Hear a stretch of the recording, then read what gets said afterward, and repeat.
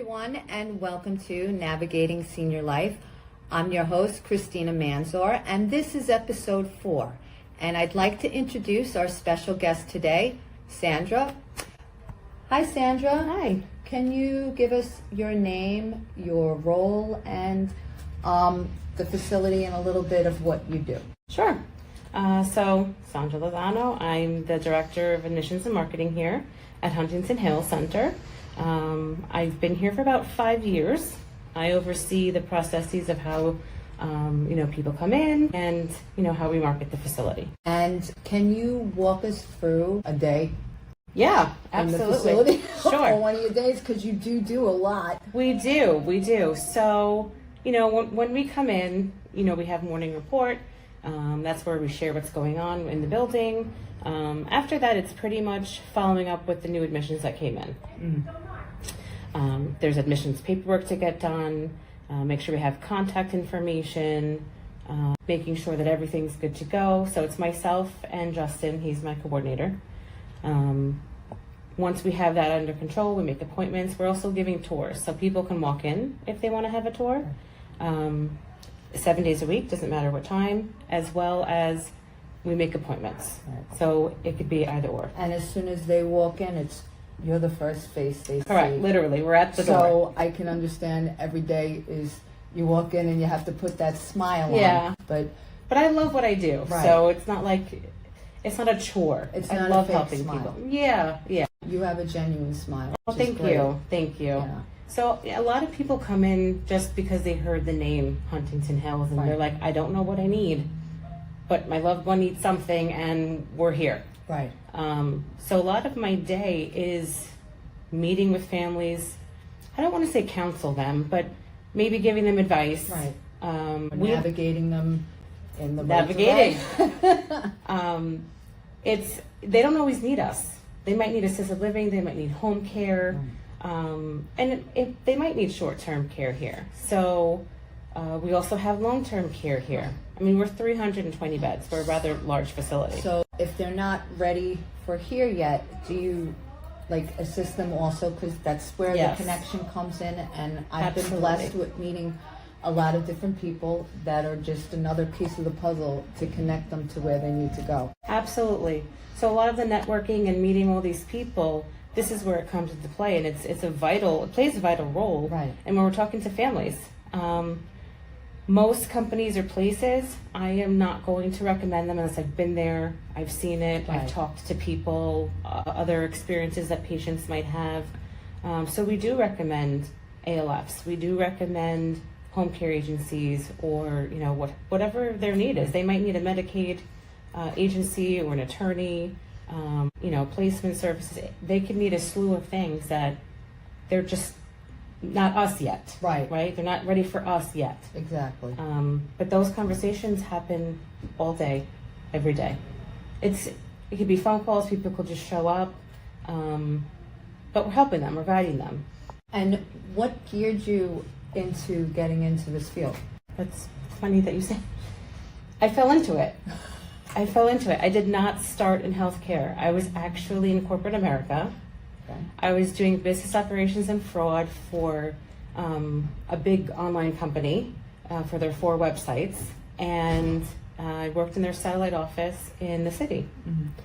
Early 20s, and they were downsizing. They were getting rid of their satellite offices, and everyone was going to Pennsylvania.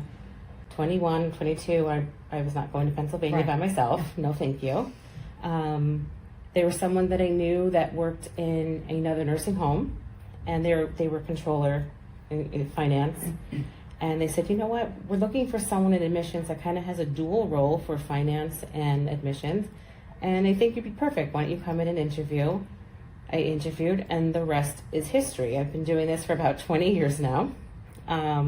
My roles have varied from being in admissions, being in finance, because I also was a finance director, Right. and now I'm admissions and marketing. So, I mean, there's a lot of aspects to our industry as a whole, and I think with every nursing home and every position that I've had has added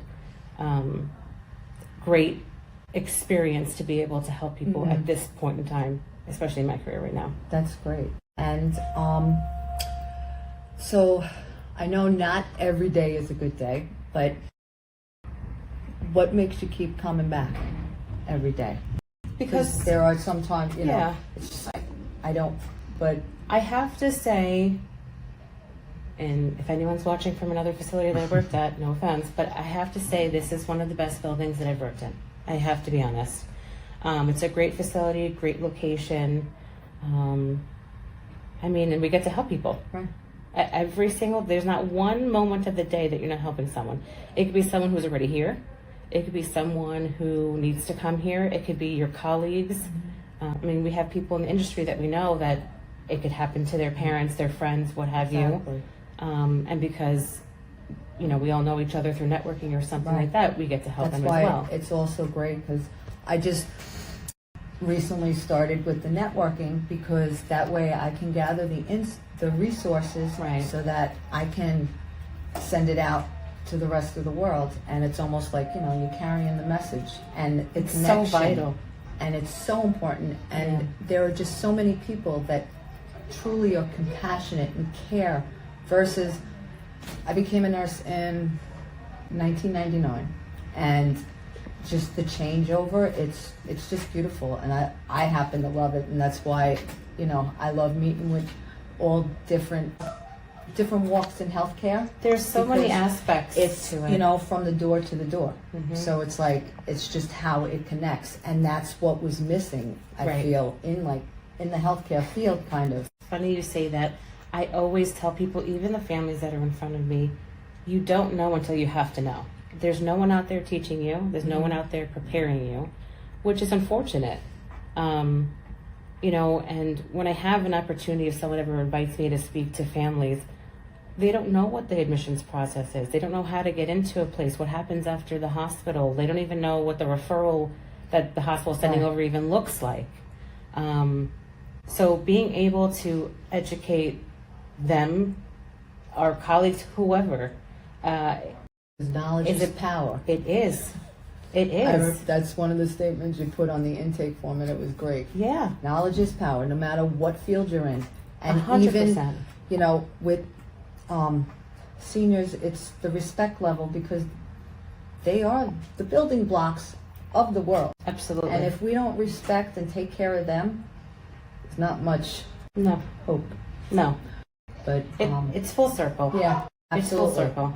And, you know, I love that sometimes, like now, some of the hospitals are getting involved, because they realize you can't just dump them at the door. Right.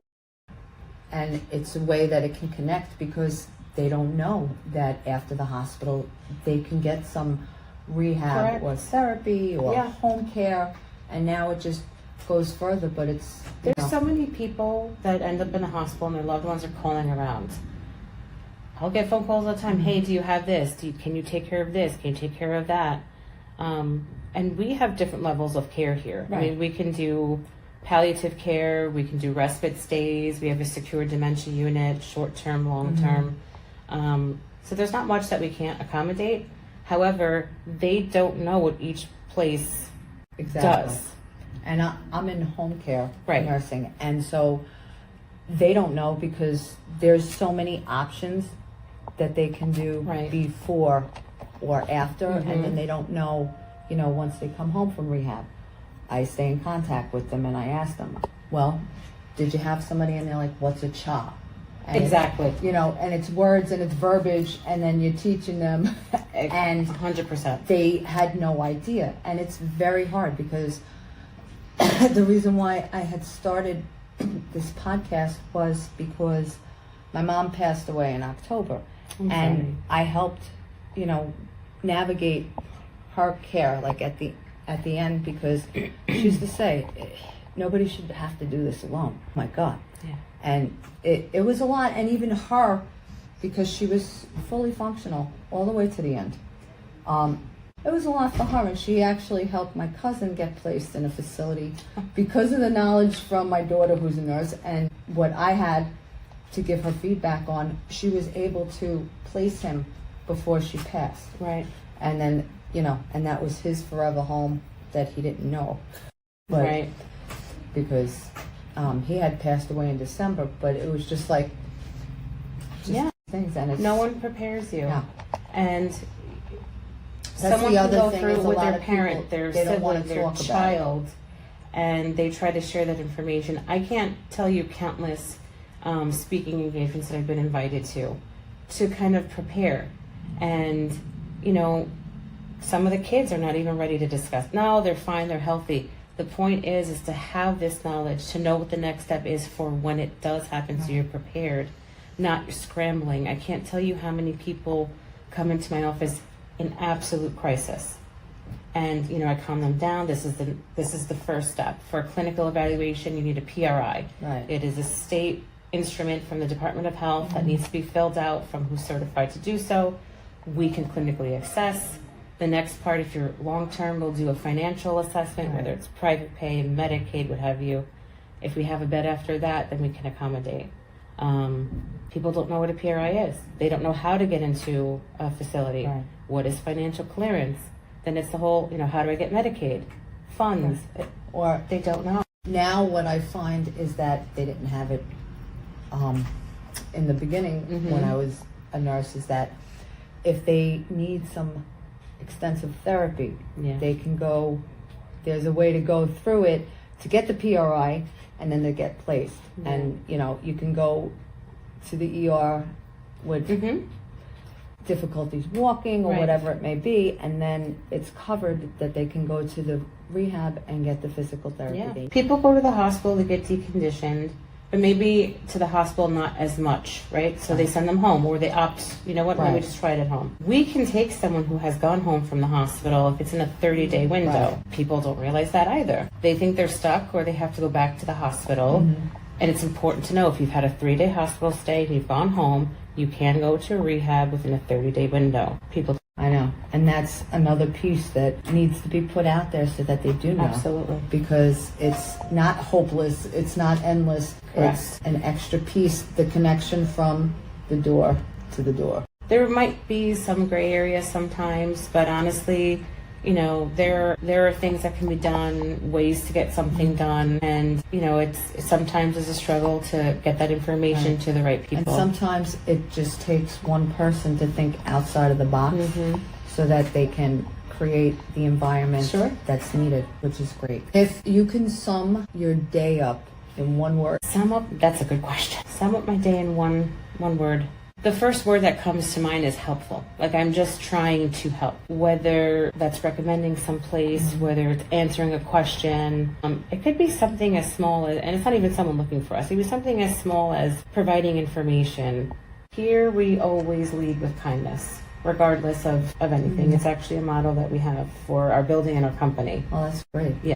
It's something that we lead with, kindness. And with that, if you're being kind, you're already helping somebody. Just people are frantic. They don't know what to do. And a kind face, a smile, someone just listening to them. When they're coming to your door, it's not their best day. It is not. If you were going to give some advice to somebody that's brand new and starting out in the healthcare field, interested in admissions or marketing or finances, what would your advice be? I would say the number one thing is to talk to your peers. So I don't just mean in your building. I mean, learn your building, yes. Right. But knowing people who do what you do elsewhere, and also people who you don't do the same thing as them. Talk to people. Learn what other people do, because knowing what other people do will help you do your job better. Understanding the process. So just a quick example, if we're talking about internally, how does rehab work? How does that help the patient? What are they being offered? How does a nursing home work? Knowing these things, and then you're talking to a family, you can better guide them. Right. Talking to our peers, especially in networking, learning what they do. What does this company offer? What does that company offer? You can better guide your families. Knowledge is power. The Talk to toolbox. people. It's every person you meet, you get to tuck it in there, because you may need their assistance one day. Absolutely. With the client, and that's great. Absolutely, and it can't hurt. Right. It can't Not hurt at all. getting to know someone else's line of business, maybe someone else who does exactly what you do, and people in your own building. It's funny because sometimes you're almost talking from a script, which I don't like. I don't like to do that. People are just reciting something that they've read somewhere. If you keep doing that, you're not learning anything, you're not helping someone else learn. So a conversation like this, how does it work? What is your, Right. in a non-podcast setting, of course, Right. you learn things. You learn things and you hold on to that and then you utilize that with other people. Because if you just, sometimes you have to wing it and go without a script. And it just works I think out it's much better and the that knowledge way. that you can acquire is Right. fantastic. We all have our information that we have to memorize, right? Mm-hmm. But if you're coming from an authentic place, you're not reading off of something. You're speaking From the heart. from the heart, and your words matter. Yeah. And how you present it, it matters. Because So, it might not reach you, but it might reach somebody else that needs to 100%. hear it. So, and everyone is an individual. mhm. So one script might work for somebody else if you had to Yes. read it, but you're reading the same script to a Right. different family member, and they're like, Right. So, yes, Yeah. definitely. But I would like to thank you for your time today. Thank you so much for having me. And I loved walking around this beautiful facility. So if anybody has any questions or concerns, you can always reach out to me in the show. And stay tuned for the next episode. And I'll see you next time. This is Christina Manzor with Navigating Senior Life. And I had my wonderful guest here, Sandra. Thank you so much. Have a great day.